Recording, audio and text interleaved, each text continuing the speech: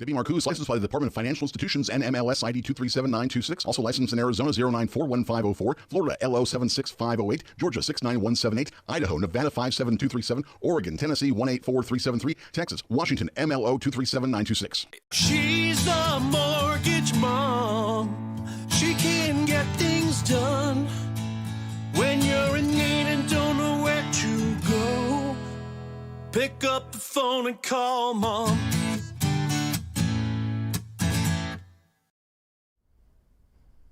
Hello and welcome to Mortgage Mom Radio. I am Debbie Marcoux, and you guys cannot see me today, but you can see Heather. So hi guys. this is Heather Kilpatrick. She is also, I'm going to call her a mortgage mom. She is part of my team. You guys have seen her before. She did the last episode that she did was your buy now, pay later. Yeah. And then this past week I would say Monday is when I actually talked about buy now, sell later, which was actually, I wrote that into the podcast. That's what I named the show. Oh, and I got was it. like, okay. Oh my goodness. It's actually pretty much the same thing, a little play on words, right? So yeah. buy now, sell later was more about bridge loans. But today we're going to be talking about 1031 exchanges. Yeah. And I figured I would bring you on as the star of the show, being our resident real estate agent around here. Absolutely. Miss Little Pants over here working on her broker's license. She should have that shortly. Yes. Hopefully. So yeah. Very shortly. So 1031 exchanges, that's what we're going to be talking about today. There's something that I think everybody should be aware of. I think that there's some phenomenal information that we can give, that you can give. Lots of pointers. I made you make your notes. So everybody, your notes, hold them up. I do. Yes. I have my notes. Yeah, I told her, I said you need notes so that we stay on track and we don't get off track. But I do want to remind everybody that this is an interactive show. We want you guys to put your questions into the feed. We want you to tell us that you're there. We want to know that you're listening. And if you are listening by radio on Saturday or Sunday, you have to watch us do it live on YouTube. So we are live every Monday, every Wednesday at 1 p.m. Pacific time. We want you guys to join in, jump on, and be part of the show. Your questions help us get out the information that you guys are looking for. What is Mortgage Mom Radio? It's all things real estate related. It's mortgage education and, real estate education. So today we're talking 1031 exchanges. And since you made all kinds of notes, I'm going to let you get started. But again, I do want to remind everybody it is interactive. So if you have questions, make sure you guys are putting those into the feed. If you have not already, make sure that you subscribe to Mortgage Mom Radio on YouTube. Click that notification bell so that you do know when we go live. And if you would like a link, which we sent out today, we do it one time per week so that we are not spamming you. If you would like a link, go ahead and text the word MOM, M-O-M, to 844-935-3634. Heather, what's that spell?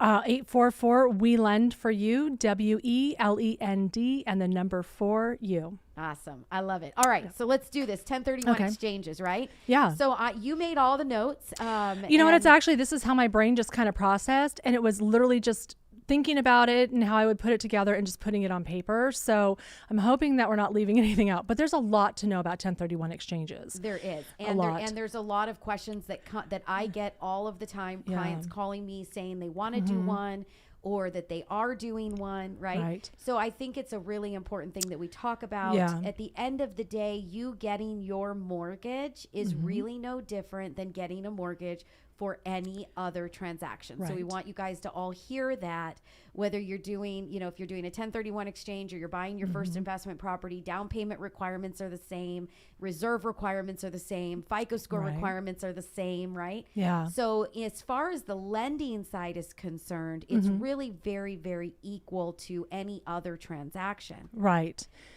And that's a big misconception. So I'm glad you're saying that, because a lot of people think that a 1031 exchange involves something more or it's a lot harder. And it really doesn't even have anything to do with the loan other than the proceeds are coming from the sale of your relinquished or sold property. Right. So I hope people understand that it doesn't really have anything to do with your loan as far as doing more or less. Right. And quite honestly, as far as the mortgage is concerned, us giving you the mortgage, there's no weight on whether it's a 1031 exchange transaction or not. Right. I've actually had people take exchange funds and roll them into another property that we did the financing as a second home.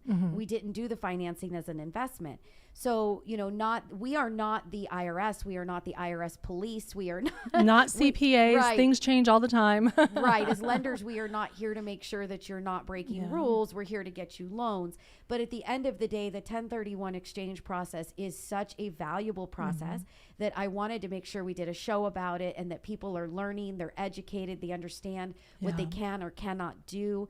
How do they work, selling, taking the proceeds, rolling it over.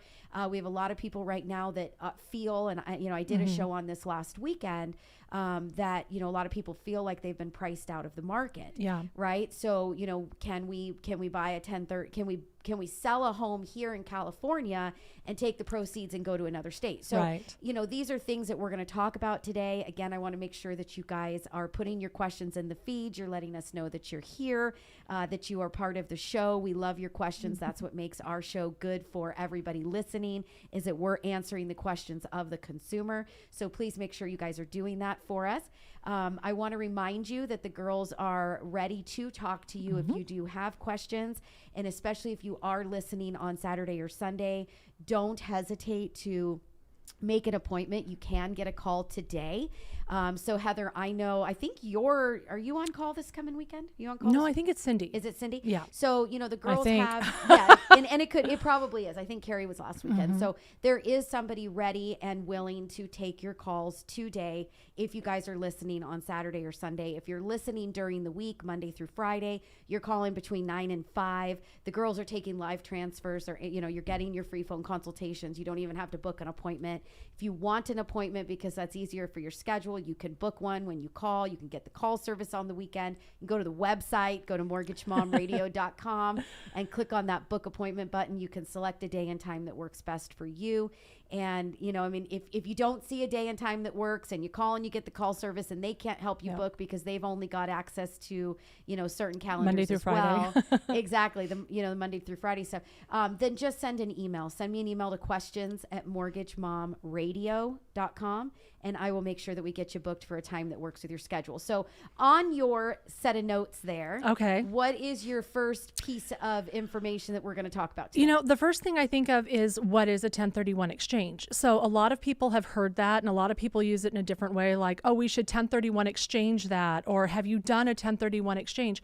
So I think a lot of people know the word. I mean, soccer moms, business people, but I don't know if they really understand what it really is. And so what a 1031 exchange is, it's super simple. It's basically an investor taking a piece of property, selling it, or swapping it for another property. That's essentially what it is. So if you have house A and for whatever your reasons are, you want to sell it and get another property, it's just taking that house, selling it, putting the funds into a new property and moving on. Yep. So I want to say, Susan Lemos, she jumps on and she Susan. says, hello, Heather. Hi, Susan. So I know you can't see it. I get to see Yeah, the I can't see anything. So I was going to stop you just to let you know. And again, hey, if you guys are out there, you're watching or you're listening, please let us know. Say you're there. Yeah. Let us know that you're in the feed and ask those questions. So Heather, that was actually a really great place to start with what is a 1031 exchange, What is a right? 1031 exchange? You're basically selling one home, you're taking the proceeds from that home and you're rolling it into another investment. So you're selling an investment to roll it into another investment, which in turn means that you are saving the taxes that need to be paid on the capital gains because you're taking it from one investment and putting it into another, right? Correct. Now, I think that a big misconception for people, like I mentioned right before we kind of started, was if I sell in California, do I have to buy in California? If I sell in California, do I have to, if I sell a 1-unit property, can I only buy a 1-unit property? Or what can I buy? Yeah. So these are things that are really important for you guys to hear. I don't want you guys to miss out on it. We're going to take a super quick break. I'm going to let Heather take a sip of some water. And then when we get back, I'm going to have her explain all of that stuff. Where can you sell? Where can you buy? How much can you buy? What can you buy? What can you buy? How does all that work? So we're going to take a quick commercial and we'll be right back.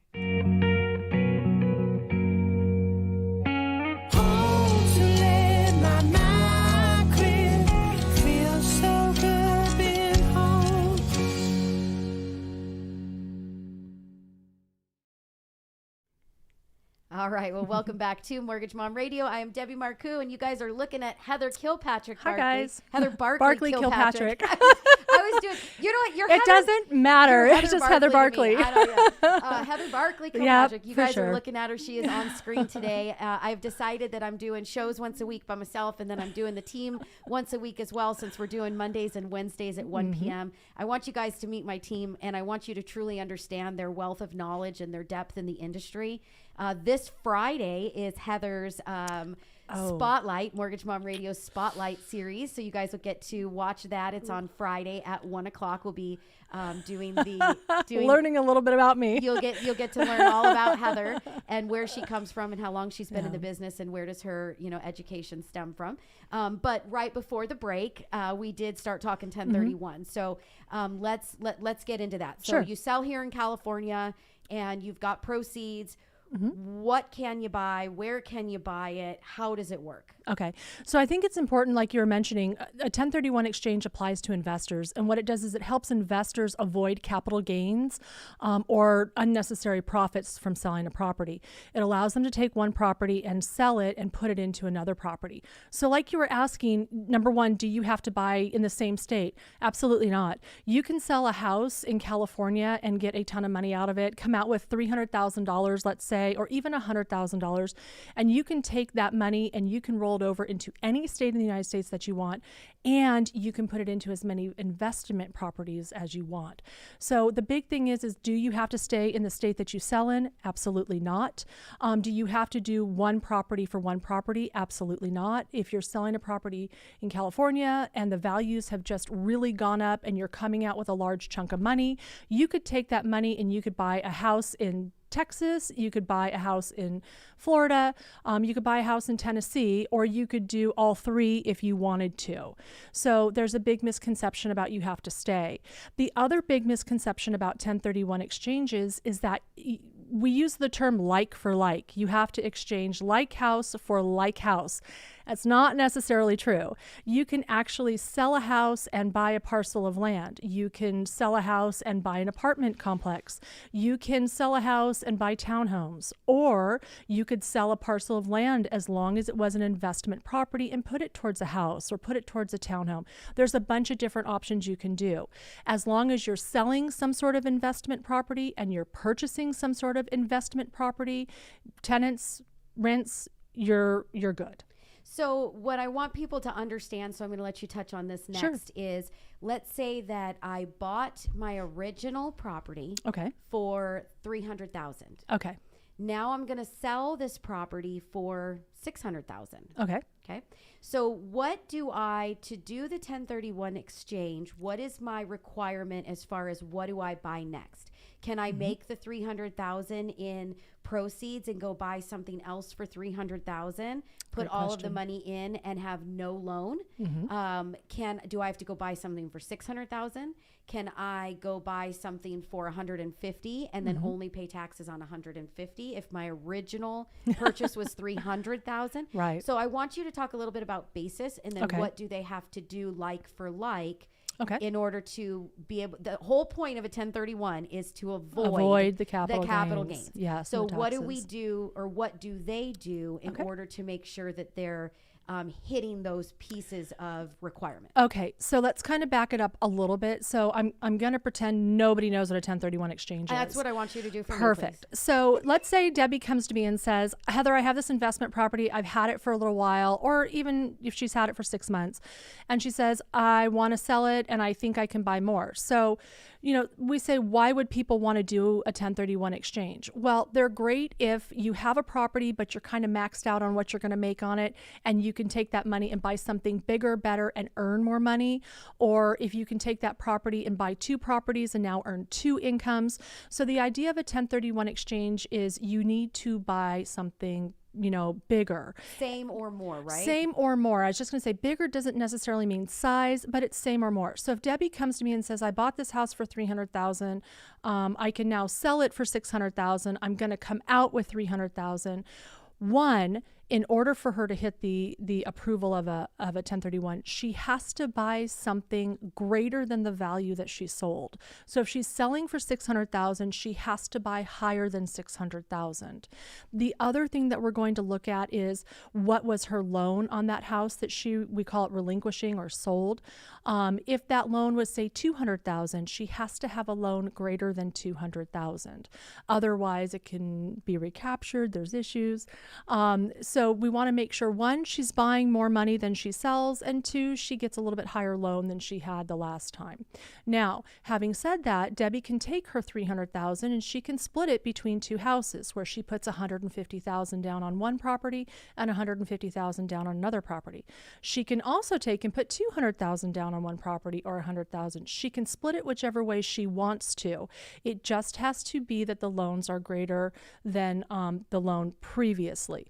So, well, let's back up for a second, Sure. though. So let's say I bought that property 10 years ago, and my original loan, Okay. I'm just going to stick with the same numbers, Sure. okay? So not sales prices, but we're talking loans right now. Sure. So let's say my original loan was for $300, but at the time that I sell the property, I've had it for 10 years, I've paid my balance down to $200,000. So now am I required to get a loan amount of at least $200,000, or am I required to go back to my original start basis? My understanding is that it's what your loan is when you pay it off. Now, I will say things change all the time, especially with 1031s. And I will say right now that there are some changes that Biden has coming in. So that one you really definitely want to check with whomever your facilitator is. And we need to talk about that here in a minute. But there are some changes coming in. So that's a great question that if you are looking at doing this, that you want to check when you're doing it, because I know that there are changes coming sometime this year with the 1031 exchanges. They're already on the data with Biden. Right. So everybody keep in mind that a 1031 exchange is something that is a given allowance by the IRS, right? Correct. So just like the IRS changes our rules when we file, how much we pay, our percentages, our deductions for the kids, right? They can change the rules, like Heather said, on those 1031s on an annual basis. So definitely we're going to talk about what's a facilitator and what's the exchange company and all that stuff. We're going to get there. But you'll definitely want to make sure that you are getting the information directly from the person that is facilitating the exchange for you. Correct. So like I mentioned when we first started the show, for us, you're coming to us and we're doing a loan for you. No differently than what we would do a loan for anybody else who was coming to us for any other reason. However, it's up to you, your real estate agent, your exchange, your facilitator to make sure that you guys are staying within the IRS the guidelines, codes, to make sure that you're going to be able to take advantage of the 1031 and not end up with capital gains that you didn't expect to have. So I'm going to stop really quick and just say that Carrie jumps on. She says, "Hi, ladies. So glad that the lawyer/realtor is not a lawyer. explaining this topic. Good information." So no, you're not a lawyer. No, but I know she likes to tease me. Well, we all like to tease her. So she did go to law I school. Not only was she a real estate agent and still is licensed, but for, over 25 plus years. Then she also went to law school and did graduate law school. Absolutely. Just has not taken the bar. Nope. So we will doing loans. We'll get her there, but I stole her right before bar time, and now she's here working for me, and we love it because we have the education that's up in that brain. We have the real estate education that's up in that brain, and now we're working on our broker's license as well. So again, the in-depth education of everybody that is on my team is very apparent. I think if you're out there listening, you've been thinking about getting a loan, trying to sell a home, doing a 1031 exchange, getting a free consultation with the team would be well worth your time and your energy. Talk to us, get a game plan, figure out what to do. We can tell you what steps to take. We're not going to give you the advice, but we can give you the education and get you at least in the steps moving forward towards calling the right people, Googling the right companies, and making the right strides forward to get all of the things that we talk about on the show accomplished. And then obviously we can help you guys with your loans. So make sure you guys get on the books, get the calendar scheduled. Like I said, if you're listening by radio, Saturdays and Sundays, the girls do take calls. You just have to schedule the appointment. Nobody is in the office to take a live transfer like we are Monday through Friday. But you guys can give us a call, schedule the appointment with the call service, go to the website, go to mortgagemomradio.com and click on that book appointment button, and you can select a day and time that works best for you. So I do want to take another quick break. I am going to say that I send out one text message a week. I don't do it twice. I don't do it 3 times. I do it once a week. We're not spamming you as far as buy something from us. Here's a promo code. That's not what we're just letting you know that we are live, so that if you want to be able to jump on and be interactive and be part of the show at least once a week, you guys can. You have to opt in to get that. I did notice at the text message that I sent out today, I forgot to change it. So it did say rent versus own, which was last week's topic. Today is 1031 exchanges. That's what we're talking about. If you're listening to the show on Saturday or Sunday and you feel like, my goodness, this sounds like a different show than what started the hour. It is. We do 2 shows a week, Monday and Wednesday at 1 p.m. Pacific time. We will only send you 1 text message a week if you opt in, or you guys can go to YouTube and subscribe to the channel. Click that notification bell to all. That way you know every time we do go live and you won't miss any shows. But if you want to be able to at least grab one, it's easier for you to get a text message and click on a link. You're going to text the word mom, and where are they going to do that to, Heather? They're going to text it to 844-935-3634. That's 844-WE-LEND for you, WELEND, the number 4 and you. That's right. So just the number 4. The U is actually just because it sounds It's really good to say we lend for you, but it's actually we lend for.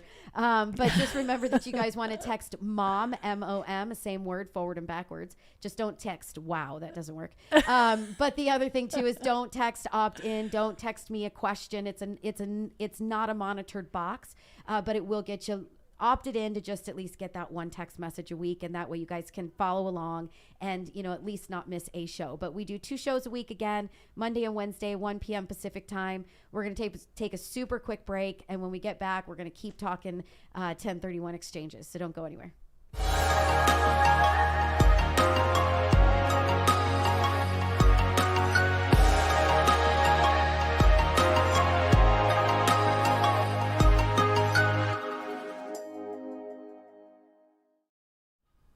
All right. Well, welcome back to Mortgage Mom Radio. I'm Debbie Marcoux, the Mortgage Mom, and you guys are looking at Heather Barkley Kilpatrick. Hi, guys. She is on my team, and today we're talking 1031 exchanges. She is a licensed real estate agent.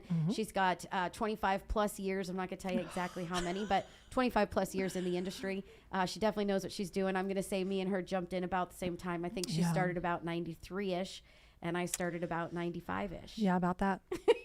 So we got some education in this room. All right. So we're talking 1031s. Before we took the break, we were talking about the fact that you could sell a property, take the cash out proceeds. You could actually, if you wanted to split it up, you don't have to take a single family and go to a single family. Right. You can take it. You could buy 4 single families. You could take the cash. You could buy 2 buildings. You could buy 4 units, 3 units, 8 units, 10 units, whatever it is that you want to do. You just have to go at least larger than what you bought for. Correct. Actually, what you sold for. What you sold for. So let's just say, for example, and many of you are here in California because this is where we sit. We've got girls in Arizona, and we're doing, loans all over the country.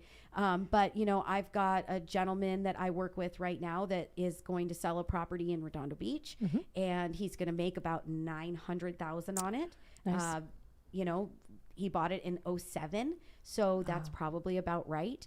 And he's thinking about taking that and putting about 100 to 150 down on 4 units in Edinburgh, Texas. Yeah. And that would actually get him, 5 to 6 4-unit properties, right? Yeah. So there's a lot that you can do with a 1031, not have to pay capital gains on $900,000 in equity. Right. So, it's definitely something that we wanted to bring to you. We want to educate you. Our job, our goal here at Mortgage Mom Radio is to make sure we're getting you guys moving forward. Your financial future is our success, and we want to make sure you guys are talking with us. So get those appointments, give us a call, let us help you. We've done relocation specials, which means that we can help you sell in California and buy in other states. We can basically get you moving forward in the right direction, no matter what it is that you're looking for. And ultimately, we're going to be able to help you guys get into that mortgage that you need for the transaction that you're doing. But we've got real estate agents across the country. We've got relocation specialists across the country. We've got just about anybody that we could possibly, that you could need, we can get you in touch with. So back to the 1031 exchange. And I want everybody to hear this. You do not have to buy in the same city or state where you own currently. Correct. And you don't have to buy one. You could buy multiple.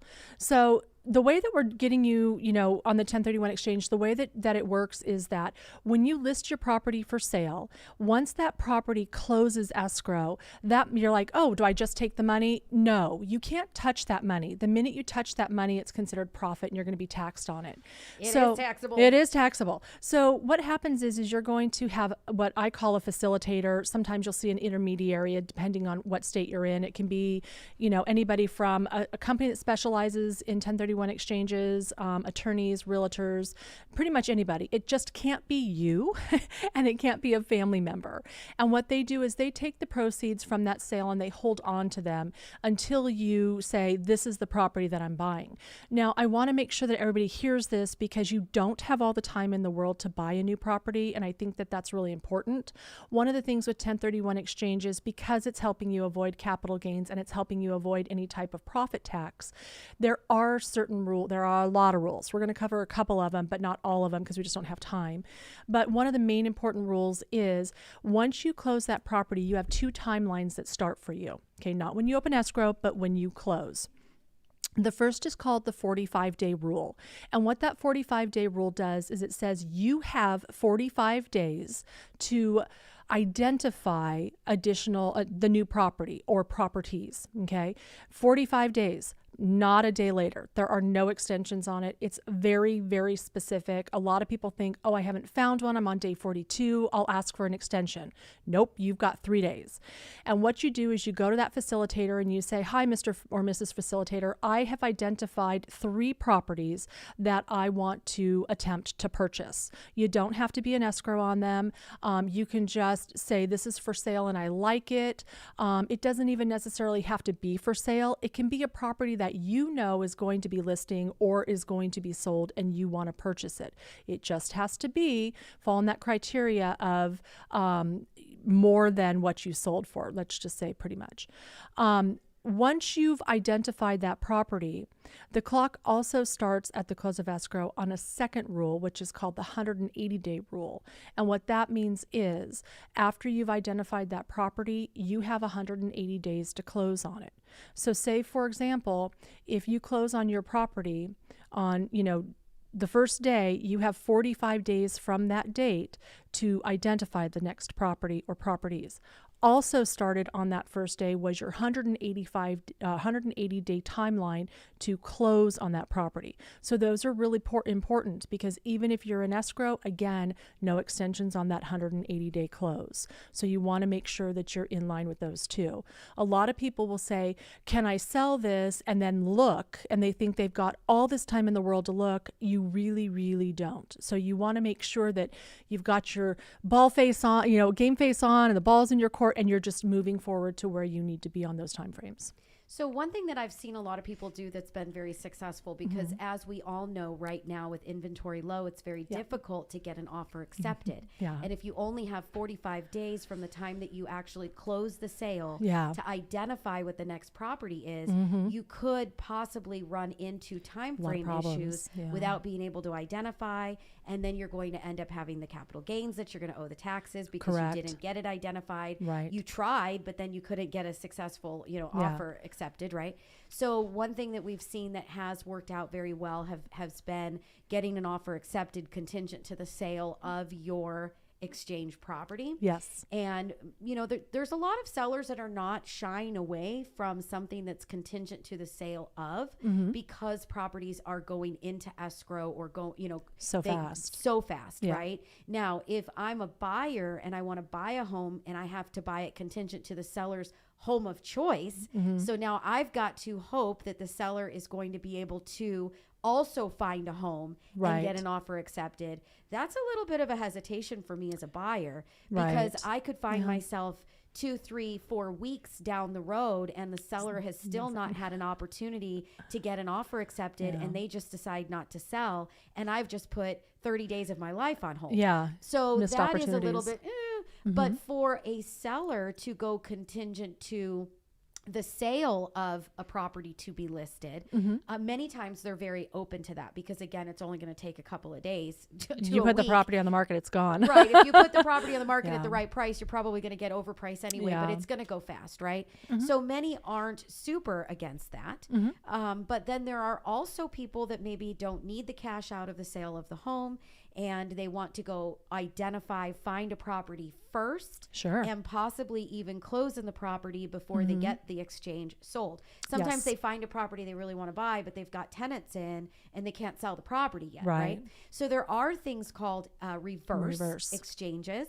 They are a little bit more complicated. Yes. Again, there are actually not all exchange companies actually will allow or do. Let's not A say lot of allow. them- A lot of yeah. them won't do Yes. the reverse exchange, but we have had some experience with that. I closing a deal right now where the girl sold a property here in LA, and she bought a property in Colorado, and right now we're actually doing the refinance to get the property into her name and out of the Yes. exchange's name and the LLC, and there's a lot that goes into a reverse exchange. Yes. But if it's something that you want to know more about, again, we can give you the information that we know, the education that we have, and we can get you pointed in the right direction to the right company that you can talk to the facilitator, and they can give you all of the steps and the procedures and how it works and what happens to you and what Yeah. happens to your funds and all that So, good stuff. so basically, on a reverse, so people kind of understand what it means is somebody that has an investment property that they're interested in selling and taking those proceeds and exchanging it into a new property, but they're having a really difficult time finding that new property, or maybe they want to buy a brand new home, because you can, but it's not going to be ready for a while, something like that. It's just reversing. Instead of selling and then buying, you're actually buying and then selling. Same time frames apply, except when you purchase, like Debbie was mentioning, the property doesn't go into your name. It goes into the facilitator's name. Kind of sounds a little funny, but that's what it does. It goes into the intermediary's name, facilitator's name. They wind up selling it to you once you've sold the property, your investment property that you want to Correct, sell. because there's very specific guidelines in the Correct, fact yeah. that you can't own more than one property at any given time, even not Right. even for a day. Yeah. You can't own both. No. So, but there are ways to do it in that order. And Yep. again, if you guys want more information, you've got questions about it, we can get you pointed in the right direction. The best thing to do is to get a phone consultation with us, call the office, and let us help you to get moving forward in the right direction. We had Deborah jump on. She says hi from Illinois. Hey Deborah, thanks so much for watching. Haven't seen you on in a while. We love that you are there and part of the show. And again, it's a great time for me to remind everybody this is interactive. If you're watching, if you have questions, or if you want to be able to ask your questions and you're listening by radio, you guys have to see us do it. It's every Monday and Wednesday at 1 p.m. We are on 1 p.m. Pacific time. We are on YouTube. We do also stream to Facebook. So maybe if you're not a YouTuber, but you like Facebook, you guys can see it streaming there as well. The majority of our fans are watching us on YouTube and asking questions there. But Facebook works. That's where Deborah is watching us right now. So thanks again for the reminder there. We're also streaming on Twitch. We don't have any followers there. I've been trying Waiting for like the first one. Been trying for like a year. It's not working. But 1031 exchanges are something that is really great. It's something that it will definitely help you to continue to build your portfolio, your real estate portfolio. Instead of paying taxes on the proceeds, you can keep rolling it over and flipping it over into bigger and better investments. And so definitely something we wanted to touch on today. We thought it was very important. We could talk about 1031 exchange forever. and all of the things that go into it and what each thing means and what are the rules around it. We could talk about it for 2 hours, 3 hours, sure. 4 hours, Yeah. which obviously we don't have the time No. to do today. But if there is a certain question that you have, I want to remind everybody that I have my questions box. So if you guys do send an email to questions@mortgagemomradio.com, I am more than happy to answer those questions. So you can send the email, you can go to the website, you can click on the contact us form, you can send me a message through the website. There's many ways to get a hold of us, even if you're just a little shy and not ready to pick up the phone. But ask the questions and I'll get you sent over, maybe to Heather, to answer the questions for you. But, we're going to get you the education. We're going to get you pointed in the right direction and make sure that you are, researching the right things and getting yourself set up. But, if you've thought about wanting to enhance the portfolio, you've got a lot of equity here in California, or you've got a lot, everybody's got equity everywhere right now. It's not just California. But if you've got a bunch of equity and you've been thinking, what can I do with that equity? Maybe it'd be a good time to sell and, disperse some of that equity from one property into multiples. So I think that is definitely a big. Oh, sure. We have people that actually still own a home here in California, and for whatever reason, maybe a job, maybe they wanted to see if they liked it, moved to a different state, and it's been a year, maybe 2, and they're like, I just don't want that property anymore, or, what have you. What do I do with it? Now that it's a rental, it's a different classification. It's not a primary home. So you really need to think about a 1031 exchange. If you're going to sell that and you've claimed it on your taxes as a rental, that's another thing. So there's so many different facets to 1031 exchange that we can't possibly go over. Also, if you're a buyer and you're looking at properties and somebody says, oh, this is a 1031 exchange, how does that affect you as a buyer? It doesn't. Yeah, it's simple. It doesn't. Yeah, it has nothing to do with the property. It's nothing to do with you, nothing to do with the buyer. And a big buyer. misconception that buyers have to pay for it or something. You don't. No, you don't. Not at all. They're just letting you know that they're exchanging the property for another rental. The other thing too that you want to keep in mind is we've had people ask the questions of if it was, let's say I sell a property that's a rental and I do the exchange so that I don't get the capital gains, and I buy it as a rental. But then what if I want to move in it? So I don't know if you know the answer to that question, what the rule is around that. But if you do it, if you sell a home and you do a 1031 and you buy another property, can they move into it later and make it their primary residence? How long does it have to be rented out for as an investment property to be able to qualify under those IRS rules? Do you know those answers? Yeah, yes, and it depends on the situation. So if you own an investment property and you're looking to move into it as a primary property, usually kind of the rule of thumb is about a year. So if it's been an investment for a year and now all of a sudden you're like, this house is bigger or smaller, or we want to move into it, you can. Where it gets a little tricky is, as you know, Deb, there are, when you're selling a home to avoid capital gains on a home, you can take exemptions, and it's a one-time exemption. If you're looking at taking that exemption, the rules are a little different. You would have to hold on to it for about 5 years. Those are the rules now. Will they change? Maybe, maybe not. But it depends on what you're looking at doing. Can you take tomorrow? Yeah. Exactly. Can you take that investment property, make it your primary property? Absolutely. After a certain amount of time. Do you have to hold it for a certain amount of time? Yes. So there's that. Also, can you take your primary residence and make it into an investment? Yes. You just have to wait for that time to go. You just have to make sure that you're using it as an investment, that you're not moving out of it and 2 months later saying, hey, I'm selling it. No. You do have to have that tenant in there. You do have to have that lease in place, and you do have to show that it was some sort of an investment for you. Right. Yeah. And a big thing too that people want to keep in mind is that if you own a home and you rented it out and you went somewhere else, you moved to another state, and then but you lived in that home a minimum of 2 out of the last 5 years, you can, even if you're not living in it today, it's rented today.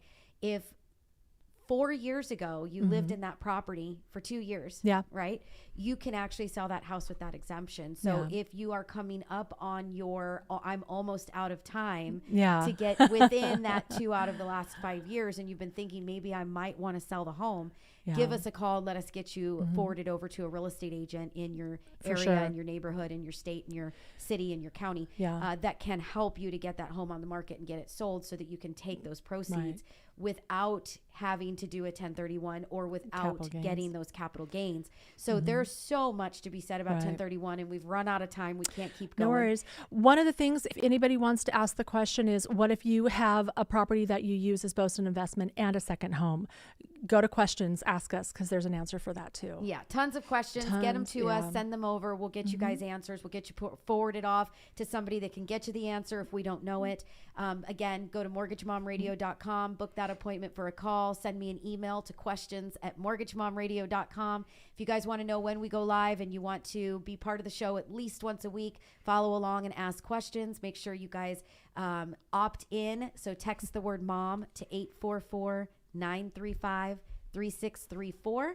That's 844 We Lend for You, WELEND and the number 4. Heather, you were fantastic today. Thank you for having me on here. I love that I got to be behind the camera. I have no makeup done, no hair done. It's pretty amazing. It's pretty awesome. Once a week. Next week we're gonna have Carrie in. Oh, good. And we've got some super hot, awesome topics next week that we're gonna be talking about. So we hope that you guys all have a fantastic weekend. The girls will take calls today. You just got to schedule that appointment. Nobody's in taking live calls, but you guys can book the appointment. So do not hesitate. Same phone number to call the office. Go to the website, book the call. We hope you guys all have a great one, and we'll be back next week. Bye. Debbie Marcoux, licensed by the Department of Financial Institutions and MLS ID 237926. Also licensed in Arizona 0941504, Florida LO 76508, Georgia 69178, Idaho, Nevada 57237, Oregon, Tennessee 184373, Texas, Washington MLO 237926. She's the mortgage mom. She can get things done when you're in need and don't know where to go. Pick up the phone and call mom.